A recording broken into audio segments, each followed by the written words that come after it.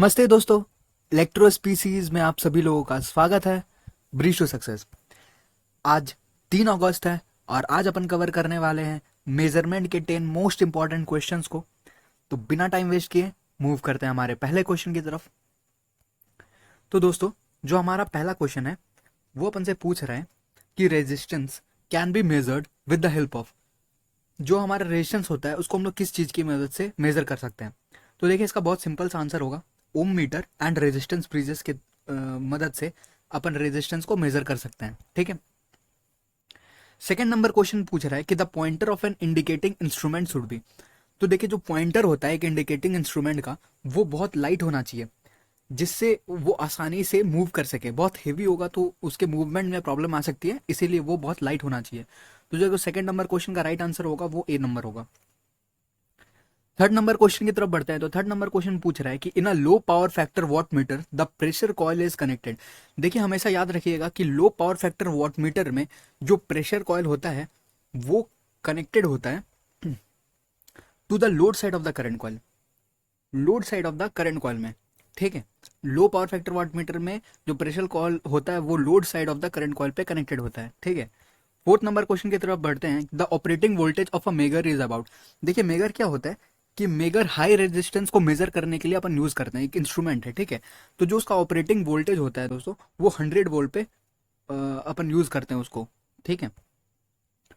Fifth number question है कि it is required to measure the true open circuit EMF of a battery the best devices.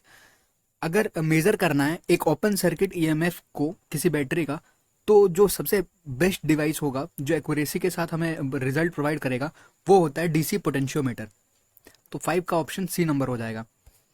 6 number question की तरफ बढ़ते हैं। तो 6 नंबर क्वेश्चन पूछ रहा है कि for measurement on high voltage capacitor the suitable bridges. अगर मेजरमेंट करना है हाई वोल्टेज पे, for measurement on high voltage capacitors the suitable bridges. अगर मेजर करना है हाई वोल्टेज पे कैपेसिटेंस को, तो जो सुटेबल ब्रिज होता है वो क्या होता है। तो देखिए, तो जो इसका राइट आंसर होना चाहिए वो होता है सियरिंग ब्रिज।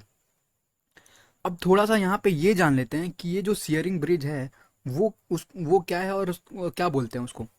तो देखिए, यहाँ पे आप एक सियरिंग ब्रिज का फोटो आप फिगर देख पा रहे हो अपने स्क्रीन पे। तो सियरिंग ब्रिज क्या होता है कि सियरिंग ब्रिज को हम लोग इस्तेमाल करते हैं कैपेसिटेंस को मेजर करने के लिए और डिसिपेशन फैक्टर को मेजर करने के लिए। साथ ही ये मेजर करता है रिलेटिव परमिटिविटी को भी, ठीक है। यहाँ पे आप जो C4 देख पा रहे हो, ये जो आप C4 देख पा रहे हो, ठीक है, वो वेरिएबल कैपेसिटर है, ठीक है। और ये जो R4 है, ये R4 यहाँ पे जो आप देख पा रहे हो, वो एक वेरिएबल नॉन इंडक्टिव रेजिस्टर है जो कि कनेक्टेड है पैरेलल में C4 के साथ, ठीक है।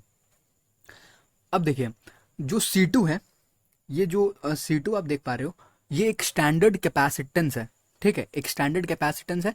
और C1 जो है, जो C1 है वो एक अननोन कैपेसिटेंस है जिसका वैल्यू को अपन डिटरमाइन कर सकते हैं सीरीज इलेक्ट्रिकल रेजिस्टेंस R1 से। ये एक अननोन कैपेसिटेंस है, जो C1 है एक अननोन कैपेसिटेंस है जिसका वैल्यू को हम लोग मेजर कर सकते हैं R1 के थ्रू, ठीक है। जो रेजिस्टेंस लगा हुआ है हमारा R1, उसके थ्रू हम लोग C1 के वैल्यू को मेजर कर सकते हैं। तो इस तरह से शेयरिंग ब्रिज अपना काम करता है, ठीक है। ये एक शेयरिंग ब्रिज का आप समझ गए होंगे कि शेयरिंग ब्रिज क्या है। तो जो हाई वोल्टेज के लिए मेजरमेंट के लिए अपन यूज़ करते हैं हाई वोल्टेज और कैपेसिटर में, तो वो शेयरिंग ब्रिज हो जाएगा। 7th नंबर क्वेश्चन की तरफ बढ़ते हैं। तो 7th नंबर क्वेश्चन पूछ रहे हैं, alternating current is measured by. जो अल्टरनेटिंग करंट होता है उसको हम लोग किस चीज़ से मेजर करते हैं। तो देखिए, जो अल्टरनेटिंग करंट होता है उसको मेजर करने के लिए हम लोग इंडक्शन एमीटर का यूज़ करते हैं। इंडक्शन से ही आपको वर्ड से ही पता चल रहा होगा कि एसी का इस्तेमाल होगा इंडक्शन में, क्योंकि अल्टरनेटिंग करंट की जरूरत पड़ती है इंडक्शन में। तो जो उसका राइट आंसर होना चाहिए वो इंडक्शन एमीटर का इस्तेमाल करते हैं, ठीक है। 8th नंबर क्वेश्चन की तरफ बढ़ते हैं कि in instrument the term artificial ageing is associated with. तो देखिए, जो आर्टिफिशियल एजिंग होता है वो बेसिकली परमानेंट मैग्नेट के साथ कनेक्टेड होता है, क्योंकि जब परमानेंट मैग्नेट होता है वो आर्टिफिशियल एजिंग की फिनोमेनन जो होती है उसमें आ जाती है, ठीक है। 9th नंबर क्वेश्चन पूछ रहा है कि in a dynamometer 3 phase power factor meter the planes of the two moving coils are at. एक dynamometer 3 phase power factor meter में जो प्लेन्स होता है मूविंग कॉइल का, वो कितने डिग्री पर होता है। तो देखिए, जो इसका राइट आंसर होना चाहिए वो होता है 120 डिग्री अपार्ट होता है, ठीक है। 10th नंबर क्वेश्चन की तरफ बढ़ते हैं कि in megger controlling torque is provided by. Megger में जो कंट्रोलिंग टॉर्क होता है वो किस चीज़ से हम लोग प्रोवाइड कराते हैं, क्या वो स्प्रिंग से है, ग्रेविटी से है, या फिर कॉइल के थ्रू या एडी करंट के थ्रू। तो देखिए जो मेगर में हम लोग कंट्रोलिंग टॉर्क प्रोवाइड कराते हैं वो स्प्रिंग के थ्रू प्रोवाइड कराते हैं।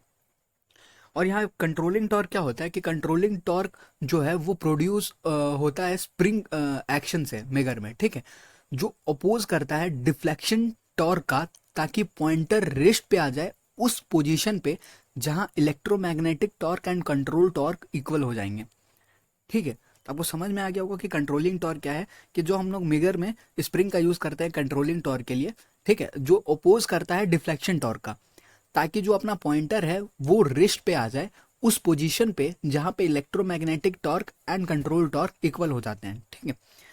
तो आज के लिए बस इतना ही। आई होप आपको ये वीडियो पसंद आई होगी, और इस वीडियो की जो डिस्क्रिप्शन जो पीडीएफ है वो आपको डिस्क्रिप्शन बॉक्स पर मिल जाएगी।